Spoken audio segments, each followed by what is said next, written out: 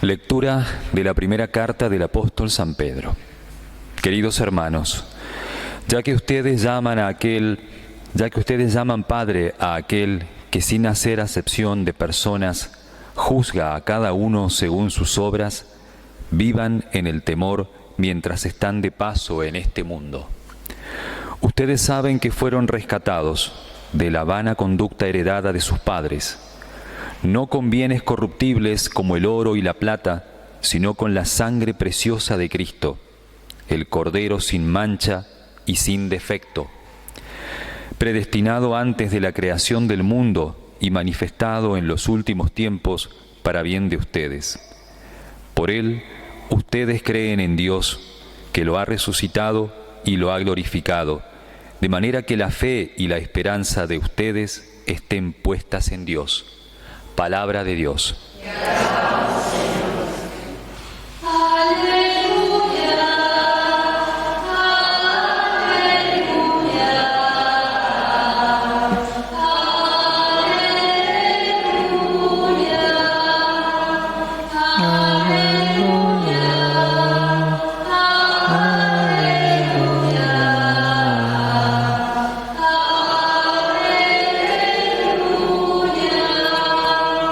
Señor Jesús, explícanos las Escrituras para que arda nuestro corazón mientras nos hablas.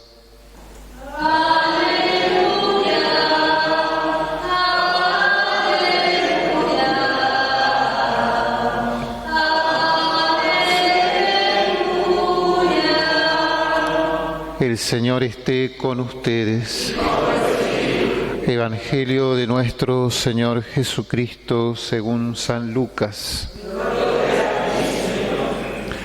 El primer día de la semana, 2 de los discípulos iban a un pequeño pueblo llamado Emaús, situado a unos 10 kilómetros de Jerusalén. En el camino hablaban sobre lo que había ocurrido. Mientras conversaban y discutían, el mismo Jesús se acercó y siguió caminando con ellos, pero algo impedía que sus ojos lo reconocieran. Él les dijo: ¿qué comentaban por el camino? Ellos se detuvieron con el semblante triste y uno de ellos, llamado Cleofás, le respondió: tú eres el único forastero en Jerusalén que ignora lo que pasó en estos días. ¿Qué cosa?, les preguntó. Ellos respondieron: lo referente a Jesús el Nazareno, que fue profeta poderoso en obras y en palabras, delante de Dios y de todo el pueblo, y cómo nuestros sumos sacerdotes y nuestros jefes lo entregaron para ser condenado a muerte y lo crucificaron. Nosotros esperábamos que fuera Él quien librara a Israel, pero a todo esto ya van 3 días que sucedieron estas cosas. Es verdad que algunas mujeres que están con nosotros nos han desconcertado.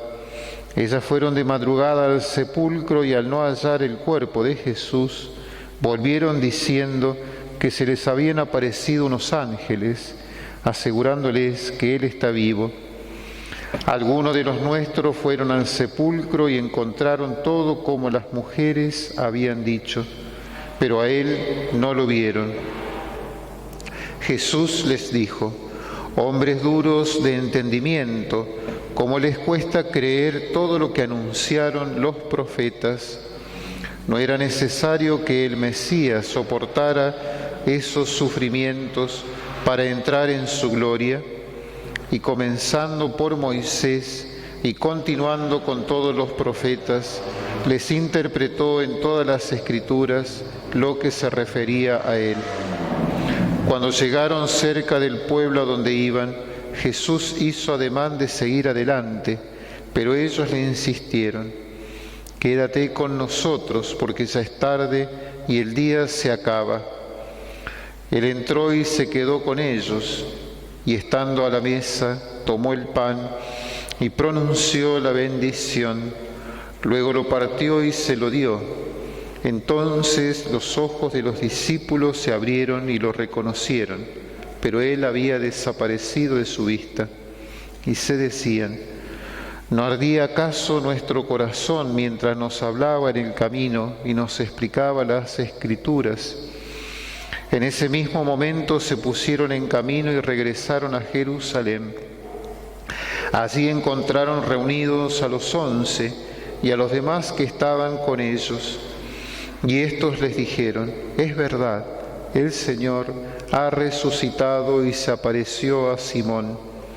Ellos por su parte contaron lo que les había pasado en el camino y cómo lo habían reconocido al partir el pan. Palabra del Señor.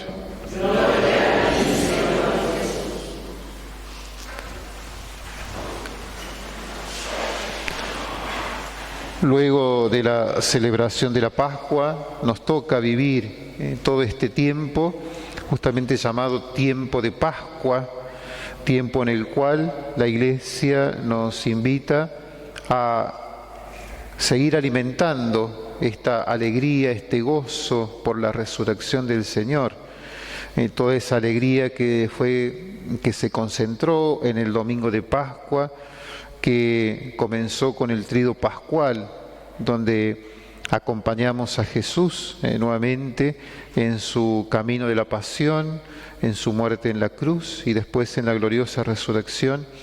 Este camino, este tiempo de Pascua nos invita a seguir alegrándonos y a meditar a través del Evangelio las distintas apariciones de Jesús resucitado.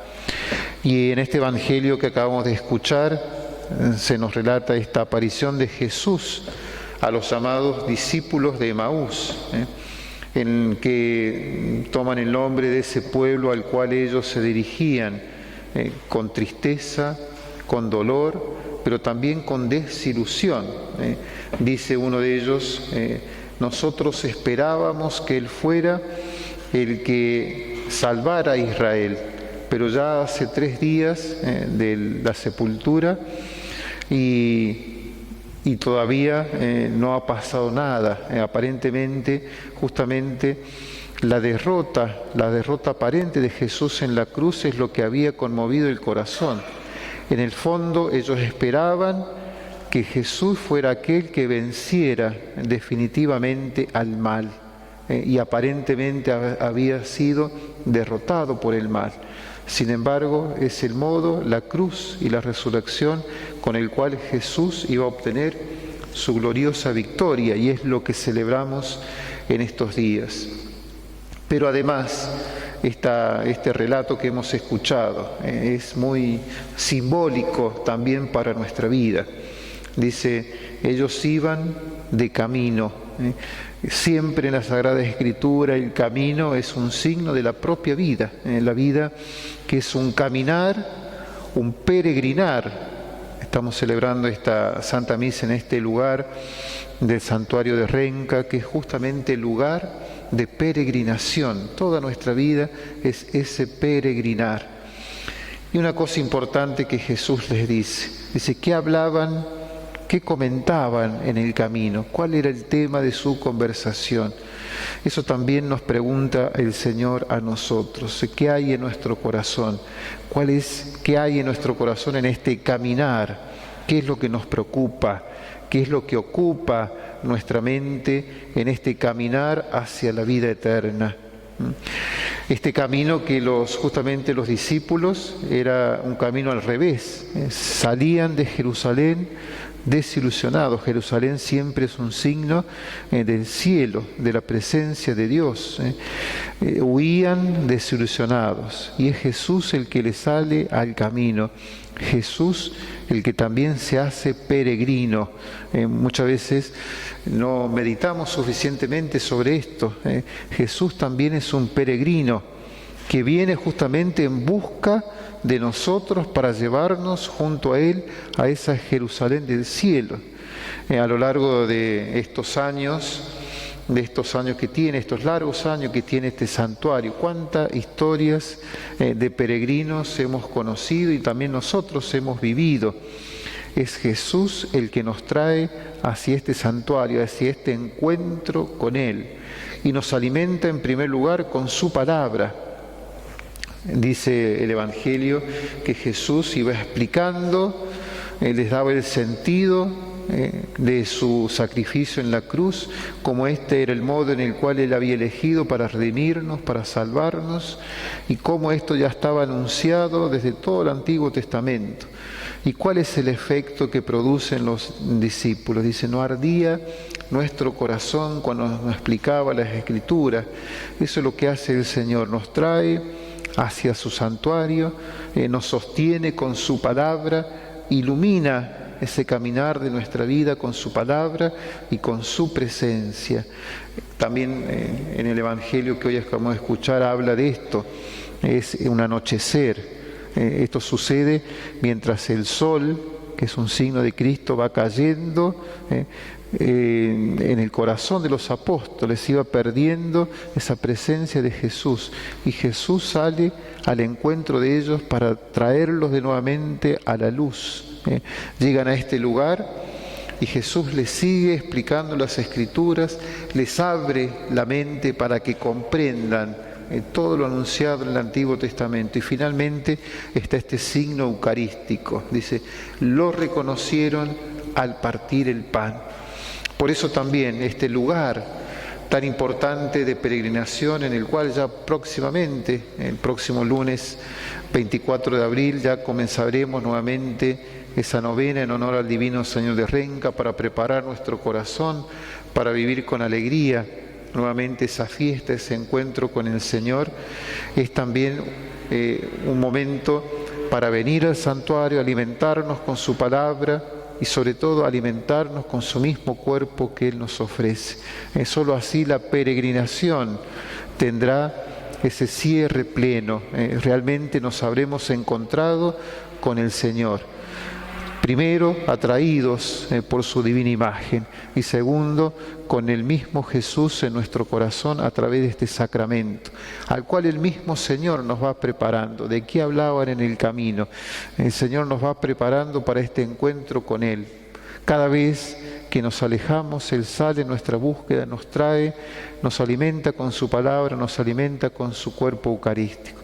Por eso, este tiempo es un tiempo de gozo, sabiendo que todo esto nos muestra el inmenso amor que Dios nos tiene, la inmensa misericordia que nos tiene. De alguna forma también está puesta aquí.